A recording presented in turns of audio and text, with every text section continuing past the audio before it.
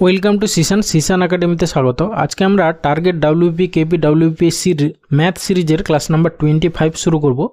তোমরা যারা competitive exam preparation নিচ্ছ, বিশেষ করে ওয়েস্ট বেঙ্গল পুলিশ, কলকাতা পুলিশের কনস্টেবল বলো বা লেডি কনস্টেবল বা এসআই এর এক্সাম, তাদেরকে বলবো অবশ্যই ক্লাসটা শেষ পর্যন্ত দেখো। এছাড়াও পিএসসির যে কোনো এক্সাম যেমন আপকামিং মিসলেনিয়াস বলো, ক্লার্কশিপ বলো, ইত্যাদি ইত্যাদি, তাদেরকে বলবো অবশ্যই ক্লাসটা শেষ পর্যন্ত দেখো। এই টাইপের ম্যাথসের কোয়েশ্চেন তোমরা পরীক্ষায় পেতে পারো। ওকে, চলো লেট স্টার্ট। তার আগে বলবো মন দিয়ে ক্লাসটা শেষ পর্যন্ত দেখো। যদি ভালো লেগে থাকে তাহলে অবশ্যই একটা লাইক করো, বন্ধুদের সঙ্গে শেয়ার করো, আর চ্যানেলে নতুন হলে অবশ্যই সাবস্ক্রাইব করো। ওকে, চলো লেট স্টার্ট। দেখো ফার্স্ট কোয়েশ্চেন কি আছে, বলেছে একটি দ্রবণে অ্যাসিড ও জলের অনুপাত হচ্ছে 4:3। দ্রবণটিতে আরও 7 লিটার জল মিশ্রিত করায় ওই অনুপাতটি দাঁড়ায় 3:4। আচ্ছা, প্রথমে আমাদের রেশিও কত ছিল? 4:3। পরের রেশিও কত হয়েছে? 3:4। আচ্ছা দেখো, এইখানে কি এত লিটার জল যোগ করা হয়েছে, তাহলে অ্যাসিডটা আমার সেম আছে। এখানে দেখো অ্যাসিড 4 ইউনিট ছিল, এখানে 3 ইউনিট আছে, তাহলে আমরা দুটোকে সেম করে দিই। ঠিক আছে, অ্যাসিডটা সেম করে দিই। তাহলে প্রথমটাকে আমরা 3 দিয়ে গুণ করছি, এইটাকে আমরা 4 দিয়ে গুণ করছি। করলে কত হচ্ছে দেখো, এটা হচ্ছে কি তোমার 3 4 12:9, আর এইটা দাঁড়াচ্ছে হচ্ছে কি 3 4 12:16। ঠিক আছে, তাহলে এই যে 9 থেকে 16, দেখো তোমার অ্যাসিড সেম 12 আছে, শুধু জলটা অ্যাড করা হয়েছে বলে জল বেড়েছে। দেখো 9 থেকে 16 হয়েছে, মানে কত হয়েছে? +7 হয়েছে। তাহলে 7 ইউনিট ইকুয়াল টু হচ্ছে গিয়ে 7 লিটার। আমাদের চেয়েছিল কি দ্রবণটিতে অ্যাসিডের পরিমাণ কত। অ্যাসিড কত ছিল দেখো 12, আমরা গুণ করার পরে কিন্তু যেটা সেইটা, হ্যাঁ, কারণ এই যে গুণ করার পরে আমরা দেখলাম 7 বেড়েছে, তাহলে সেই আগে অ্যাসিড কত ছিল? সেই যে 12টা কত, তাহলে 12 ইউনিট ইকুয়াল টু 12 লিটার। ঠিক আছে, তাহলে অপশান বি হবে অ্যান্সার। ওকে, নাহলে তোমরা এটা বেসিক ওয়েতেও করতে পারো। ঠিক আছে, বেসিক ওয়েতে করতে হলে কিভাবে করবে? জাস্ট ধরে নেবে 4x আর 3x, তাহলে 4x বাই হচ্ছে কি 3x।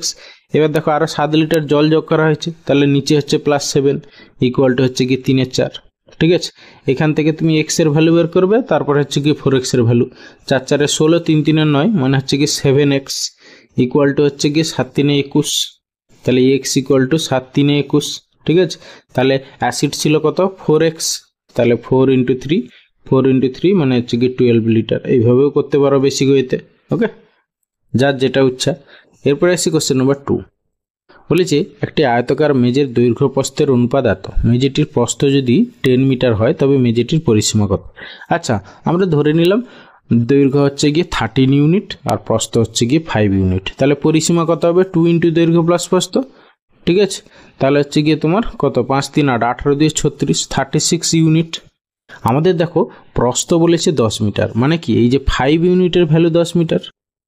ঠিক আছে, তাহলে 5 ইউনিট ইকুয়াল টু হচ্ছে গিয়ে 10 মিটার। তাহলে আমাদের দরকার মেঝেটির পরিসীমা মানে 36 ইউনিট। 36 ইউনিট ইকুয়াল টু কত হবে? 5 ইন্টু কত করলে 10 হচ্ছে? 5 × 2, তাহলে 36 × 2 করে দাও, মানে হচ্ছে গিয়ে 72 মিটার হচ্ছে গিয়ে পরিসীমা, মানে অপশান সি হচ্ছে অ্যান্সার। ওকে, এরপরে আসি কোশ্চেন নাম্বার 3। বলেছে সুজনের বয়স 8 বছর 9 মাস, সাহেব সুজনের চেয়ে 4 মাসের বড়, দুজনের গড় বয়স কত? আচ্ছা দেখো, সুজনের বয়স কত? 8 বছর 9 মাস। ঠিক আছে, 8 ইয়ার 9 মান্থ। এবার হচ্ছে গিয়ে সাহেব সুজনের চেয়ে 4 মাসের বড়। ঠিক আছে, তাহলে সাহেবের বয়স কত হবে? তাহলে হচ্ছে গিয়ে 8 বছর আর হচ্ছে গিয়ে 4 মাস অ্যাড করে দাও, 9 4 13, মানে এখানে 1 মাস রাখো, হ্যাঁ, আর এইটা তাহলে 9 ইয়ার হয়ে যাবে, 12 মাস 1 বছর। এবার হচ্ছে গিয়ে দুজনের বয়সের গড়। ঠিক আছে, তাহলে এটাকে যোগ করে নাও, কত মাস হচ্ছে গিয়ে, কত বছর, মানে দুজনের টোটাল বয়স কত হচ্ছে? 9 8 17 ইয়ার, আর হচ্ছে গিয়ে 9 কে 10 মাস। ঠিক আছে, এবার হচ্ছে গিয়ে এভারেজ। ঠিক আছে, তোমরা এইটাকে আমরা করতে পারি, মানে 2 দিয়ে ভাগ করতে হবে। দেখো মাসে কনভার্ট করে তারপরে 2 দিকে ভাগ করাটা সেভাবেও করতে পারো, নাহলে এমনি ইয়ারকে একে 2 দিয়ে ভাগ করে দাও, সেটাই হচ্ছে গিয়ে এভারেজ। দেখো 17, 2 কাটাকাটি করলে কত হবে? 2 হচ্ছে 2 8 16, 2 9 18, তাহলে 2 8 16, 8 বছর হবে। এবার দেখো এখানে 17কে 2 দিয়ে ভাগ করলে কত? 8.5 হবে। 0.5 মানে হচ্ছে গিয়ে হাফ ইয়ার মানে 6 মাস, ঠিক আছে। সেই 6 মাসটা তোমার এই দিকে চলে যাবে, ওকে, এই দিকে চলে যাবে। আর এইদিকে 10 আছে, 10কে 2 দিয়ে ভাগ করলে কত হয়? 5 আর 6 11 মাস, তাহলে 8 ইয়ার 11 মাস, ঠিক আছে। মানে অপশান ডি হবে অ্যান্সার, ঠিক আছে। আমি ইয়ার রেখেই করলাম, না হলে তোমরা এটাকে এই করতে পারতো, হ্যাঁ, টোটাল কি করবে না হচ্ছে কি 17 × 12 মাসে কনভার্ট করে নেবে, করার পরে +10 বাই হচ্ছে কি 2 করে দেবে, যা হবে সেটা অ্যান্সার। সেটাকে আবার তোমাকে ইয়ারে কনভার্ট করতে হবে, ওকে। এরপরে আসছি কোশ্চেন নাম্বার 4। বলেছে কোনো আসল 5 বছরের সুদে মূল্যে দ্বিগুণ হলে বার্ষিক সুদের হার কত? মানে আসল যদি 100 টাকা থাকে, ঠিক আছে, সুদে আসলে হচ্ছে গিয়ে কি বলেছে না 5 বছরের দ্বিগুণ হয়ে যায়, মানে 200 টাকা হয়ে যায়, তাহলে ইন্টারেস্টটা কত বাড়ে? 100 টাকা, ঠিক আছে। তাহলে 100 টাকার 5 বছরের সুদ কত দাঁড়াচ্ছে? 100 টাকা। আমাদের অ্যাকচুয়ালি বার্ষিক সুদের হার মানে কি 100 টাকার 1 বছরের সুদের হার কত সেটাই তো জানি। 5 বছরে যদি 100 টাকা হয় তাহলে 1 বছরে কত হবে? 100/5 মানে 5 20 100, ঠিক আছে। তাহলে হচ্ছে কি 20% হবে গিয়ে রেট অফ ইন্টারেস্ট, মানে অপশান বি অ্যান্সার, ওকে। এরপরে আসি কোশ্চেন নাম্বার 5। বলেছে বার্ষিক 9% হারে 3 বছরে এত টাকার চক্রবৃদ্ধি সুদ কত? ঠিক আছে, এখানে আমি একটু দেখো, এমনি বেসিক ওয়েতে করতে গেলে অঙ্কটা অনেক বড় হবে, সেই জন্য আমি একটা মেথড শেখাচ্ছি তোমাদেরকে, golden rule method. Golden rule মেথডে হচ্ছে গিয়ে তোমার সেখানে 3 বছরের জন্য for 3 years golden ratio, golden rule না, গোল্ডেন রেশিও, RATIO। গোল্ডেন রেশিওটা কি না 3 বছরের জন্য 3:3:1, ওকে। প্রথমে আমরা কি করব, ফার্স্ট বছরে মানে এই যে 30,000 টাকার 9% বের করব, ঠিক আছে। 30,000 টাকার 9% ইন্টু 9 বাই হচ্ছে কি 100, 0 কেটে গেল, 0 কেটে গেল, 9 3 27 মানে 2700 এত টাকা। আবার এই যে 2700 বেরোলো, তার আবার 9%, 9/100 ইকুয়াল টু কত? 2 0 কেটে গেল, তাহলে হচ্ছে কি 9 7 63 3 9 2 18 19 20 9 7 63 3 হাতে 6 9 2 18 8 6 14 মানে হচ্ছে গিয়ে 243, ওকে, এত টাকা হলো। এরপরে আবার এই যে 243 এলো, ঠিক আছে, এই 243-এর তুমি আবার 9% বের করো, ঠিক আছে। তাহলে হচ্ছে কি তোমার 9 3 27 7, 9 3 27 7 আর হচ্ছে কি 9 4 36 37 38 8, যেহেতু 100 দিয়ে ভাগ করবো এখানে পয়েন্ট হয়ে গেল, আর হাতে 3 9 2 18 8 3 11 মানে 21। এবারে হচ্ছে গিয়ে তাহলে টোটাল ইন্টারেস্ট 3 বছরের কম্পাউন্ড ইন্টারেস্ট মানে CI ইকুয়াল টু কত হবে? জাস্ট এই যে 3:3:1 মানে কি, এইটার সঙ্গে 3 মানে 3 ইন্টু 2700 প্লাস পরেরটা যেটা বেরোলো এটার সঙ্গেও 3 গুণ হবে, 3 ইন্টু 243 প্লাস 1 ইন্টু 21.87, ব্যাস, এটাকে যোগ করলে যা হবে সেটাই হচ্ছে আমাদের অ্যান্সার। তাহলে হচ্ছে কি 27 3 81 8100 প্লাস 3 3 9 24 3 72 প্লাস হচ্ছে 21.87, তাহলে ইকুয়াল টু দেখো 0.87 মানে 0.87 হয়ে গেল। তারপরে হচ্ছে গিয়ে তোমার 9 কে 10-এর 0, ঠিক আছে, 9 কে 10-এর 0 হাতে 1 আর হচ্ছে কি 2 কে 3 3 2 5, ঠিক আছে, মানে এরপরে 5, বুঝতেই পারছো, মানে শেষের দিকে হচ্ছে গিয়ে তোমার 50.87 হবে, 50.87 মানে এই যে অপশান বি হবে গিয়ে অ্যান্সার, ওকে।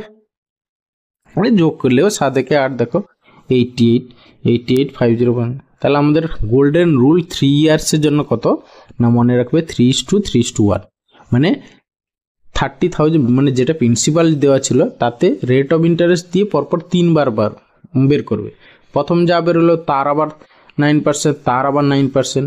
এবারে প্রথমটাকে 3, দ্বিতীয়টাকে 3 আর তৃতীয়টাকে হচ্ছে 1 দিয়ে গুণ করে যোগ করে দিলে যা হবে সেটা হচ্ছে কি 3 বছরের কম্পাউন্ড ইন্টারেস্ট। ওকে, ডিরেক্টলি পেয়ে যাবে। না হলে এটা বেশি করতে গেলে অনেক টাইম চলে যাবে। কি বলেছে, যে ক্ষুদ্রতম পূর্ণবর্গ সংখ্যা এত এত দ্বারা বিভাজ্য তা হলো, ঠিক আছে, ক্ষুদ্রতম পূর্ণবর্গ সংখ্যা যা এত এত দ্বারা বিভাজ্য। হ্যাঁ, তাহলে দেখো, তাহলে এইটা তুমি সেইভাবে বের করতে পারো।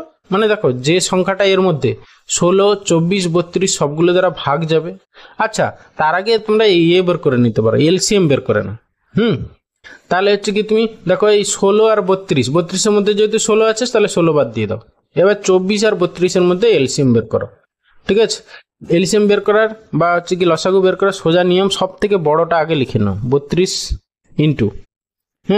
এবার দেখো 32-এর মধ্যে দেখো 8, 4 32, এখানে দেখো 24, 8, 3 24, 32-এর মধ্যে যেহেতু 3 নেই, 3টা নিয়ে নিলে ব্যাস 32 ইন্টু 3 হয়ে গেল এদের এলসিএম। ওকে, লসাগু। তাহলে এইটাকে পূর্ণবর্গ করতে হবে। আচ্ছা, এটা জোড়ায় ফ্যাক্টর কতগুলো আছে দেখি। ধরো 16 হচ্ছে গিয়ে তোমার পূর্ণবর্গ সংখ্যা।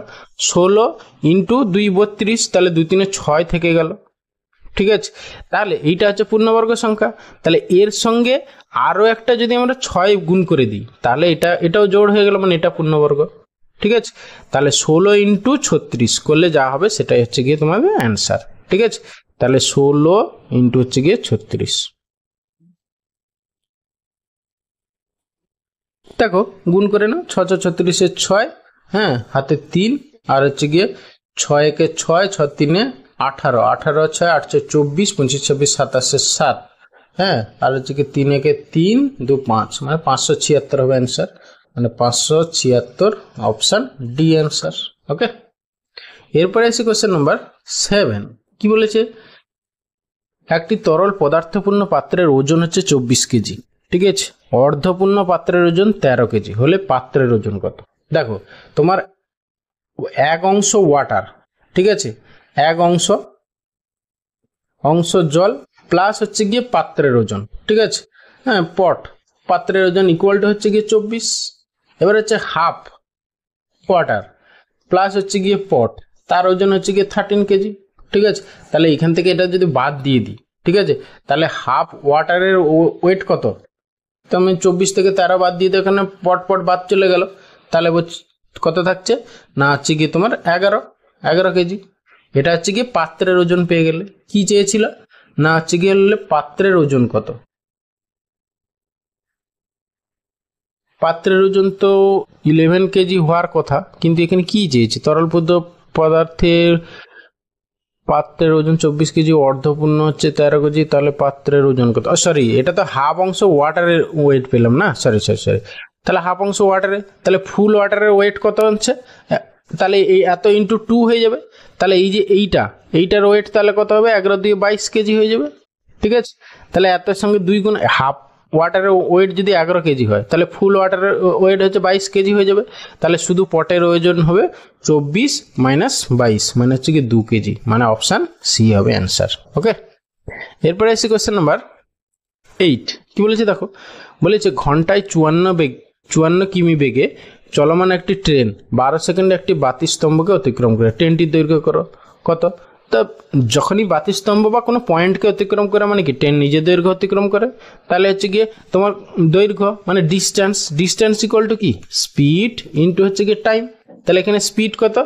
54, কিন্তু সেটা কিসে দেওয়া আছে? ঘন্টায় 54 বেগে। এটা 54টা কি বলেছে সেটা তো বলেনি। 54 কিমি সম্ভবত হবে, যদি কিমি হয়। আচ্ছা, কিমি যদি হয় তাহলে আমাকে 5/18 দিয়ে গুণ করে নিতে হবে, করে আমার মিটার পার সেকেন্ডে নিয়ে আসতে হবে। এটা হলো গিয়ে স্পিড ইন্টু হচ্ছে গিয়ে টাইম, মানে 12। তাহলে 18 দিয়ে কাটো, 18 3 54, 3 5 12 5 60, 6 3 18, মানে হচ্ছে কি 180। হ্যাঁ, ঠিকই আছে, তাহলে হচ্ছে অপশান ডি হবে অ্যান্সার। এখানে এত কিমি হবে। ঠিক আছে, এত কিমি। হ্যাঁ, ঘন্টায় 54 কিমি বেগে চলমান একটি ট্রেন 12 সেকেন্ডে বাতিস্তম্ভ অতিক্রম করে। ওকে, তাহলে আমরা কি করলাম, স্পিড ইন্টু সেটাকে মিটার পার সেকেন্ডে কনভার্ট করে নিলাম, মানে 5/18 দিয়ে গুণ করে নিলাম, ইন্টু 12 করে দিলাম টাইম, তাহলে ডিস্টেন্স পেয়ে গেলাম। তাহলে ওটাই হচ্ছে ট্রেনের দৈর্ঘ্য। এরপরে আসি কোশ্চেন নাম্বার 9। কি বলেছে, একটি পার্টিতে মহিলা ও পুরুষের সংখ্যার অনুপাত 4:5। কিছুক্ষণ পরে 16 জন মহিলা আসায় ওই অনুপাত 6:5 হয়ে গেল। দেখো তোমার হচ্ছে গিয়ে ফিমেল, ঠিক আছে, ইস্টু হচ্ছে গিয়ে মেল, রেশিও কত ছিল 4:5। ঠিক আছে, কিছুক্ষণ পরে 16 জন মহিলা এলো, তখন রেশিও কত দাঁড়ালো না হচ্ছে গিয়ে তোমার 6:5। দেখো পুরুষ 5 ছিল, এখানেও 5 আছে, তাহলে ফিমেল বেড়েছে, কত ইউনিট বেড়েছে 2 ইউনিট বেড়েছে। সেই 2 ইউনিটের ভ্যালু হচ্ছে কি কত, এই যে 16 জন এসছে 16। তাহলে ওই পার্টিতে পুরুষের সংখ্যা কত 5 ইউনিট, তাহলে 5 ইউনিটের ভ্যালু কত, ব্যাস সেটাই হবে অ্যান্সার। 2 × 8 করলে 16 হচ্ছে, তাহলে 5 × 8 মানে হচ্ছে কি 40 জন হচ্ছে কি পুরুষ, মানে অপশান বি অ্যান্সার। ওকে, এরপরে আসি কোশ্চেন নাম্বার 10। বলেছে এত সংখ্যাটির ধনাত্মক বর্গমূল হলো, ঠিক আছে, এর ধনাত্মক বর্গমূল কত হবে বের করতে বলেছে। ঠিক আছে, প্রথমে দেখো তোমার পয়েন্টের ডান দিকে ক ঘর আছে, 2, 2, 4, মানে পয়েন্টের অ্যান্সার যেটা হবে পয়েন্টের ডান দিকে তোমার 2 ঘর হবে। ঠিক আছে, কোন অপশানে 2 ঘর আছে, দেখো এইটাতে 3 ঘর আছে, এটা হবেই না। এখানে আবার 4 ঘর আছে, এটা তো হবেই না। এখানে আবার 1 ঘর আছে, এটা তো হবেই না। ঠিক আছে, আর এখানে দেখো তোমার 2 ঘর আছে, তাহলে অপশান ডি হবে অ্যান্সার, করার কোনো দরকারই নেই কোশ্চেনটা। ওকে, এরপরে আসি কোশ্চেন নাম্বার 11। কি বলেছে, কোনো কোনো একটি কাজ 20 দিনে করতে পারে, বি সেই কাজটি শেষ করতে পারে 30 দিনে। দুজনে মিলে একত্রে কাজটি করলে তা কত দিনে শেষ হবে। জাস্ট তোমরা এটা ইজি কোশ্চেন জানো, দুটোর গুণ বাই দুটোর যোগ, তাহলে 20 × 30 বাই হচ্ছে গিয়ে 20 + 30 মানে হচ্ছে গিয়ে 50। 0 0 কেটে দাও, 5 6 30, তাহলে 6 2 12 দিন লাগবে দুজনে মিলে কাজ করলে, মানে অপশান বি অ্যান্সার। ওকে, এরপরে আসি কোশ্চেন নাম্বার 12।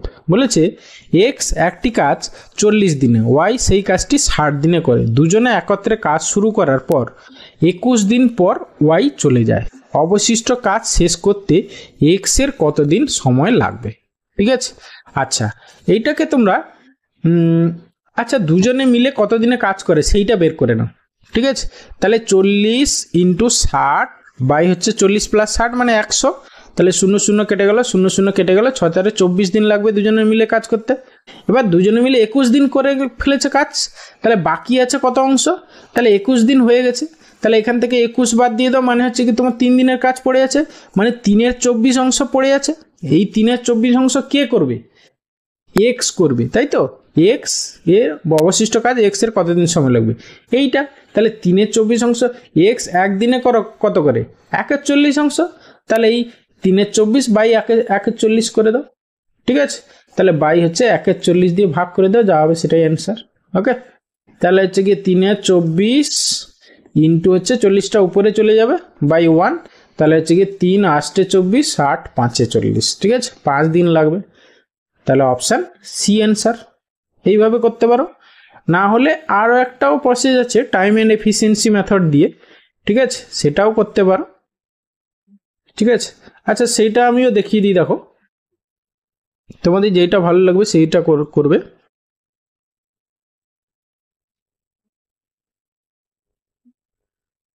দেখো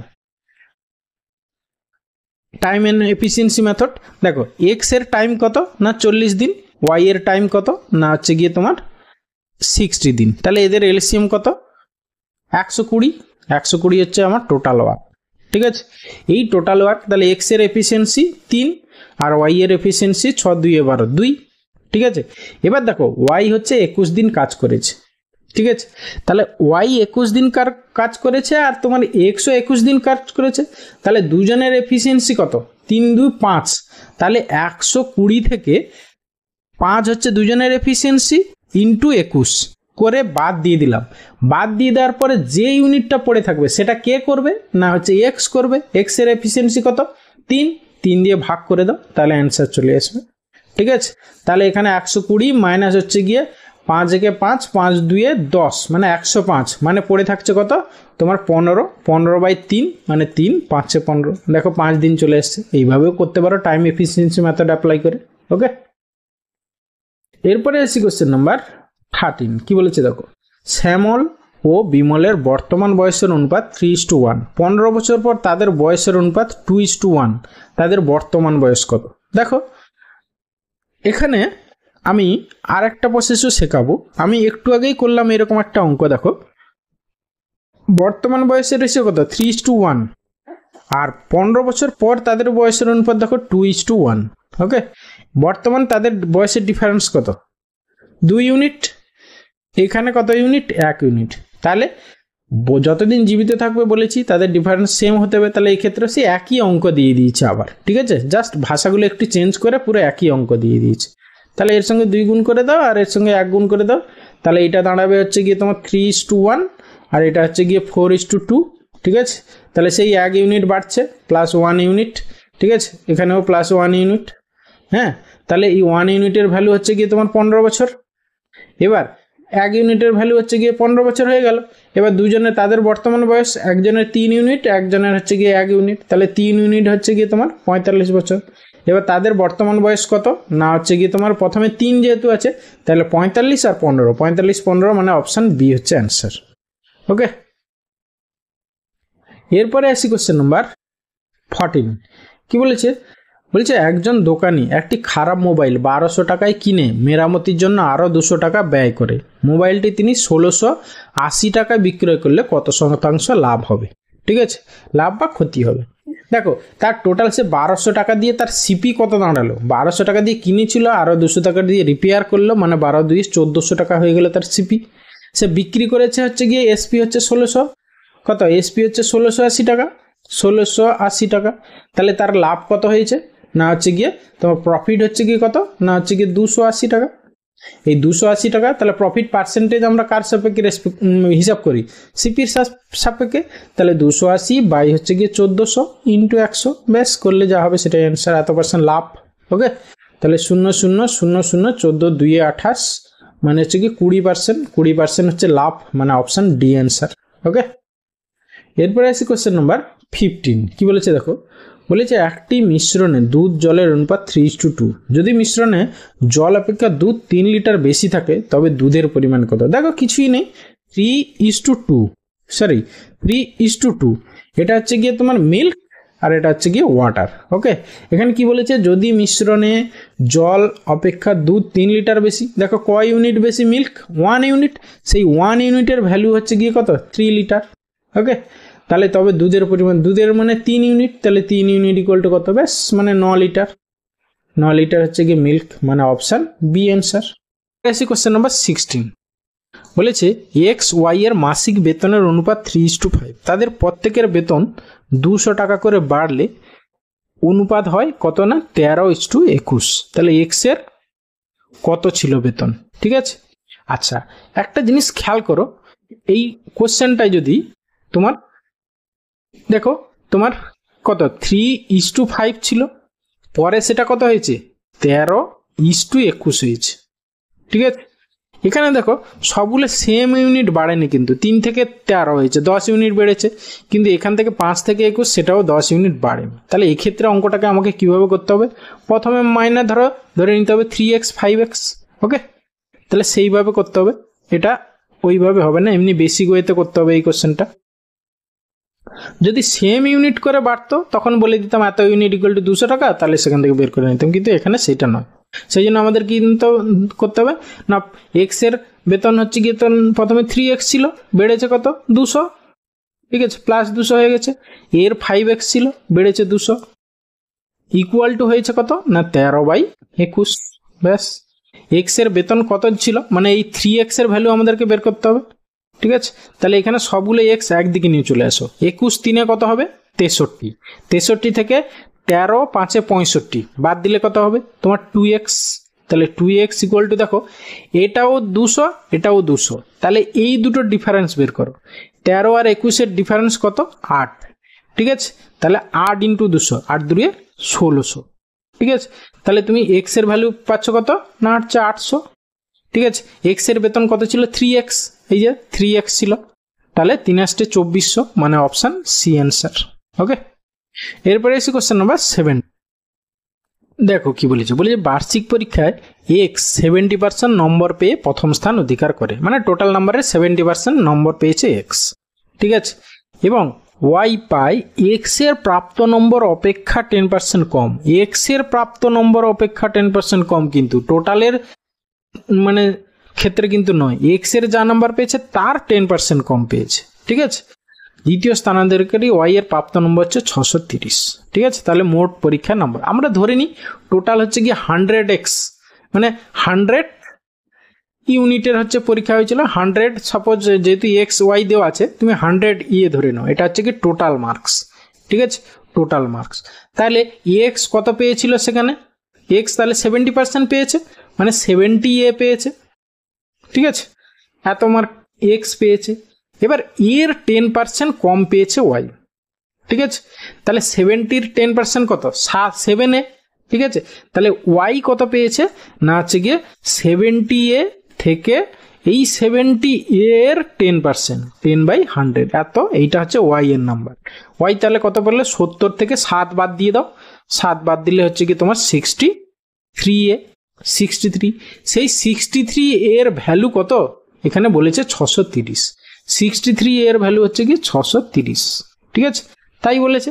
তাহলে তোমার মোট কত নম্বরের পরীক্ষা, এই যে টোটাল হচ্ছে 100 এর পরীক্ষা, তাহলে 100 এ হচ্ছে গিয়ে মানে কত 1000 হবে অ্যান্সার, ওকে।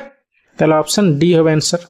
এইখানটা কিন্তু ভালো করে পড়তে হবে, নাহলে কিন্তু অনেকেই এই কোশ্চেনটা সলভ করতে পারবে না, ঠিক আছে। এই ভাষা অ্যারিথমেটিক মানে হচ্ছে কি ভাষার খেলা, সেইটা ঠিকঠাক করে না বুঝতে পারলে কিন্তু গন্ডগোল হয়ে যাবে, ওকে।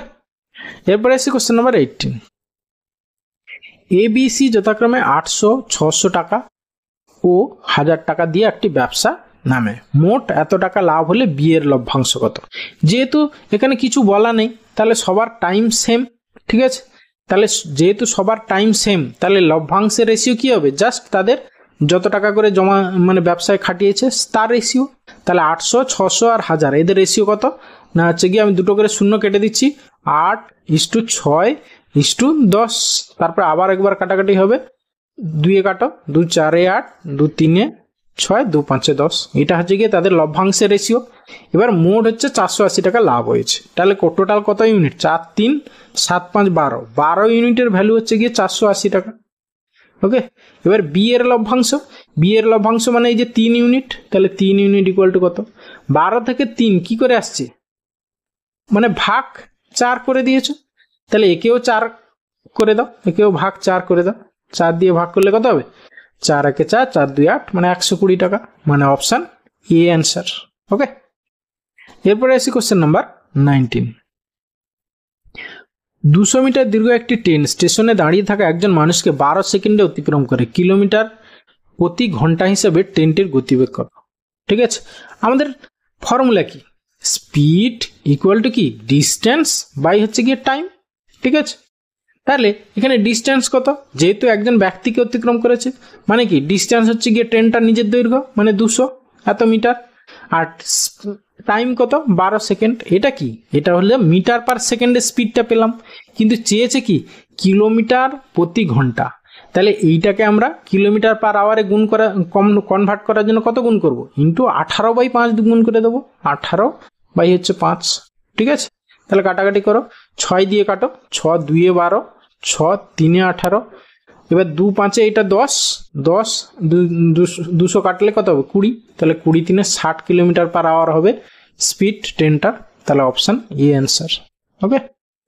এরপরে আসি কোশ্চেন নাম্বার 20। কি বলেছে, এক ব্যক্তি 7 দিনে গড়ে 1500টি জিনিস বিক্রি করে, শেষ 6 দিনে গড়ে এতটি জিনিস বিক্রি করে, প্রথম দিন কত জিনিস বিক্রয় হয়েছিল। তাহলে দেখো টোটাল 7 দিনের থেকে 6 দিনের টোটাল বাদ দিয়ে দাও, 7 দিনের টোটাল হচ্ছে গিয়ে কত বিক্রি করে, 7 ইন্টু হচ্ছে গিয়ে 1500 এতগুলো জিনিস বিক্রি করে, মাইনাস 6 দিনের টোটালটা বাদ দিয়ে দাও, 6 ইন্টু 1560, 1506 বাদ দিলে যা হবে সেই একদিনে প্রথম দিনের জিনিস কতগুলো বিক্রি করেছে সেটাই পেয়ে যাবো আমরা, ঠিক আছে। আচ্ছা এখানে দেখো তুমি একটু খেয়াল করতে পারো, তাহলে গুণ করে দাও, 15 সাথে 105, তারপরে দুটো শূন্য, মাইনাস 6 6 হচ্ছে গিয়ে 36, আর এখানে হচ্ছে 15 6 90, ঠিক আছে। শেষে তোমার দেখো ইউনিট ডিজিট 4 হবে, তাই না?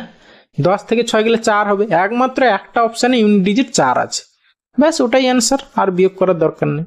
ওকে, কোশ্চেন নাম্বার 21 বলেছে এক ব্যক্তি তার আয়ের 1/3 অংশ থাকা খাওয়ার ব্যয় করেন, 1/8 অংশ পোশাক পরিচ্ছদে এবং 1/10 অংশ সৎ কার্যে ব্যয় করেন, অবশিষ্ট 318 টাকা সঞ্চয় করেন, তার আয় কত? দেখো এখানে তুমি ফ্র্যাকশন মেথড মানে এই ভগ্নাংশ ধরে এক অংশ আয় এত মাইনাস 1/3 মাইনাস 1/8 মাইনাস 1/10 করতে অনেক টাইম চলে যাবে। এইভাবে না করে আমি একটা প্রসেস বলছি, দেখো নিচে ভগ্নাংশের হরগুলো দেখো, এখানে আছে 3, এখানে 8 আছে, এখানে 10, তাহলে 3 8 আর হচ্ছে কি 10, এদের এলসিএম কত? দেখো এই 10 সব থেকে এলসিএম বের করার প্রসেসটাও বলে দিচ্ছি। দেখো সব থেকে বড়টা আগে লিখে নাও, 10 ইন্টু, এবার এই 10-এর মধ্যে দেখো 2 আছে, আর এই 8-এর মধ্যে 2 ইন্টু 4, তাহলে 4 এক্সট্রা আছে 8-এর মধ্যে, যে 4টা হচ্ছে 10-এর মধ্যে নেই, তাহলে এখানে 4 গুণ করে নাও। আর এই দেখো এই দুটো, এই 10 ইন্টু 4-এর মধ্যে তো 3 নেই, তাহলে ইন্টু 3 করে নাও, তাহলে 4 3 12 দিয়ে 120 হচ্ছে গিয়ে তোমার টোটাল এলসিএম। তাহলে ধরে নাও তার টোটাল আয় হচ্ছে গিয়ে 120x, বা এত এক্স ধরতে পারো বা ইউনিট ভাবতে পারো, ঠিক আছে? এত ইউনিট হচ্ছে গিয়ে তার আয়। আমি এক্স আর নিচ্ছি না, শুধু শুধু বাড়িয়ে লাভ নেই, তার ধরে নিলাম তার 120 ইউনিট হচ্ছে টোটাল আয়। সেখান থেকে তুমি তার 1/3 অংশ, 120-র 1/3 অংশ মানে 3 4 12 40 ইউনিট তুমি বাদ দিয়ে দাও থাকা খাওয়ার জন্য। সেখান থেকে আরও বাদ দিয়ে দাও 1/8 8 15 120 মানে 15 ইউনিট আরও পোশাক পরিচ্ছদে বাদ দিয়ে দাও। 1/10 অংশ মানে হচ্ছে কি আরও 12 ইউনিট হচ্ছে কি তোমার সৎ কার্যে ব্যয় করে দাও। পড়ে থাকছে যেটা, সেটাই হচ্ছে কি তার সঞ্চয়। তাহলে 120 থেকে এগুলো যোগ করে বাদ দিয়ে দাও। 120 থেকে হচ্ছে কি এখানে কত 40 50 60 60, আর এখানে হচ্ছে কি 5 2 7 67 বাদ যাবে, ঠিক আছে? তাহলে 120 থেকে প্রথমে 60 বাদ দিয়ে দাও, তাহলে 60 থেকে আবার 7 বাদ দাও মানে 53। তাহলে 53 ইউনিটের ভ্যালু হচ্ছে গিয়ে 318। তাহলে 53 ইউনিটের ভ্যালু কত? 318 টাকা। তাহলে হচ্ছে কি টোটাল তার আয় হচ্ছে কি 120 ইউনিট ধরেছিলাম, সেটা ইকুয়াল টু কত? ব্যাস 53 ইন্টু কত হচ্ছে দেখো, ইন্টু 6, হ্যাঁ, তাহলে এত ইন্টু 6 মানে 12 6 72, 720 টাকা হচ্ছে কি তার আয়, মানে অপশান সি অ্যান্সার। ওকে, এরপরে আসি কোশ্চেন নাম্বার 22 বলেছে 14 বছর আগে এক ব্যক্তির বয়স তার পুত্রের বয়সের 6 গুণ ছিল। যদি পুত্রের বয়স এখন 20 বছর হয় তবে পিতার বয়স কত? আচ্ছা, বর্তমান পুত্রের বয়স, সনের বয়স কত? 20 বছর। তাহলে ফাদারের বয়স দেখো, এবার হচ্ছে 14 বছর আগে ওই ব্যক্তির বয়স। আচ্ছা 14 বছর আগে সনের বয়স কত ছিল?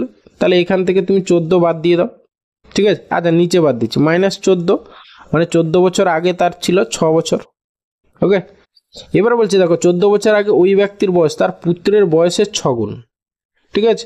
তাহলে 14 বছর আগে পুত্রের বয়স 6 ছিল, তাহলে 14 বছর আগে ওই ব্যক্তির বয়স কত?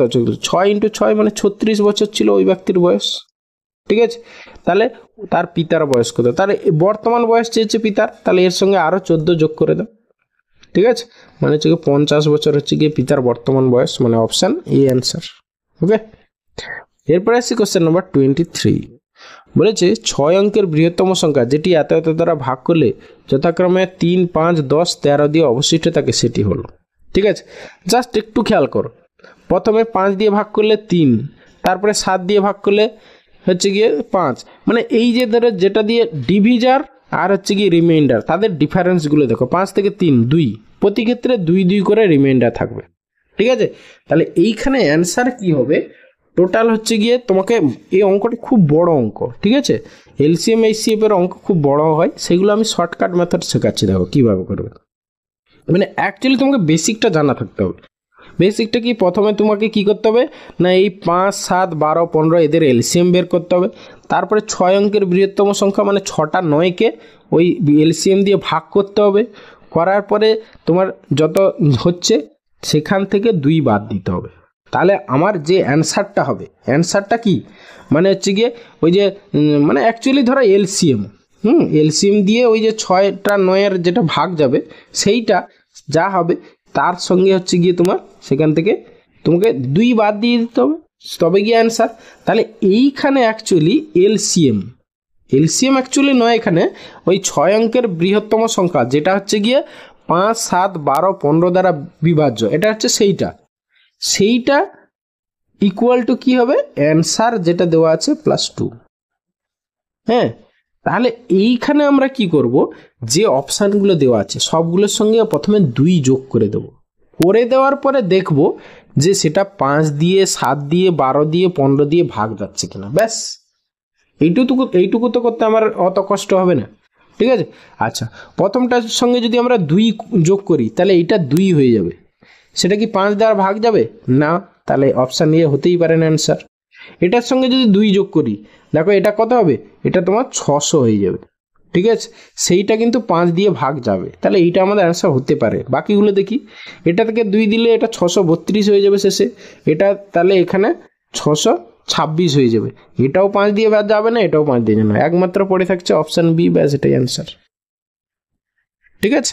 তাহলে আমরা কি করলাম, যদি এখানে তাহলে প্রতি ক্ষেত্রে আলাদা আলাদা যেহেতু রিমাইন্ডার, তাহলে এই যে ডিভিজার আর রিমাইন্ডারের ডিফারেন্সটা বের করবে 2 হলো, সেই 2 হচ্ছে প্রতিটা অপশানের সঙ্গে যোগ করে দাও, করে দেওয়ার পরে টেস্ট করো যে এই কোন অপশানটা হচ্ছে গিয়ে এই 5, 7, 12, 15 দ্বারা ডিভিজিবল, ব্যাস সেটাই হবে তোমার অ্যান্সার। এখানে সবগুলো 5, 7, 12 দিয়ে টেস্ট করার দরকার নেই, একটা 5 দিয়ে টেস্ট করলাম, দেখো পেয়ে গেলাম অপশান বি, ঠিক আছে। এরপরে আসি কোশ্চেন নাম্বার 24, বলেছে এত এর সঙ্গে কোন ক্ষুদ্রতম সংখ্যা যোগ করলে 23 দ্বারা বিভাজ্য হবে। জাস্ট তুমি একে ভাগ করো, 1, 4, 0, 9, একে হচ্ছে 23 দ্বারা ভাগ করো, করে যতবার যায় তার থেকে একবার বেশি দেবে, ঠিক আছে। তাহলে 23 দিয়ে ভাগ করো, 23, দেখো তোমার 3, 4, 4, 2, 8, 5, 2, 10, 7, 2, 14, তাহলে 7-এ যাবে না, 6-এ যাবে, 6, 3, 18, 8, 6, 2, 12, 1, 13, 138, তাহলে এখানে থাকছে 2 আর এখানে 29, তাহলে হচ্ছে কি 23, দেখো 1-এ দিলে 23 রিমাইন্ডার থাকছে, আমি কি বলছি যতবার যায় তার থেকে একবার বেশি দিবে, তাহলে 23 2-এ দাও, 23 2-এ 46, ওকে। তাহলে এই 46 থেকে 29 বাদ দিয়ে দিলে রিমাইন্ডার কত হচ্ছে 9, তোমার 46, 16 থেকে 9, 9, 7, 16, আর এখানে হচ্ছে 17, তাহলে হচ্ছে কি এতর সঙ্গে 17 যদি যোগ করো তাহলে সেটা হচ্ছে গিয়ে 23 দ্বারা ডিভিজিবল হবে, তাহলে 17 হবে অ্যান্সার, মানে অপশান সি অ্যান্সার, ওকে।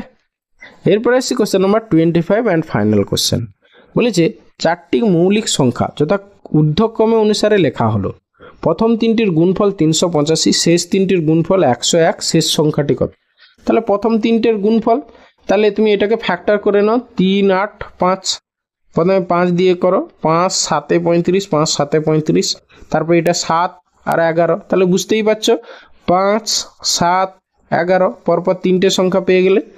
আর একটা আসবে, তাহলে এইটা এই 1001কেও তুমি ফ্যাক্টর করো, প্রথমে 7 দিয়ে করো, 7 বা এই 7 দিয়েই করো, যেহেতু 7 আসবে তারপরে 11 আসবে তারপরে একটা আসবে, ঠিক আছে। 7 দিয়ে করো, 7, 1-এ 7, ঠিক আছে, 3, 0, 7, 4-এ 28, তারপরে 7, 3-এ 21, এরপরে দেখো 11 দিয়ে করলে 11, 1-এ 11, 11, 3-এ 33, তাহলে আর একটা কি 13, তাহলে এই হচ্ছে গিয়ে 13, তাহলে পরপর 4টে দেখো মৌলিক সংখ্যা, ঠিক আছে। তাহলে শেষ সংখ্যাটি কত হবে 13 হবে, মানে অপশান ডি অ্যান্সার, ওকে।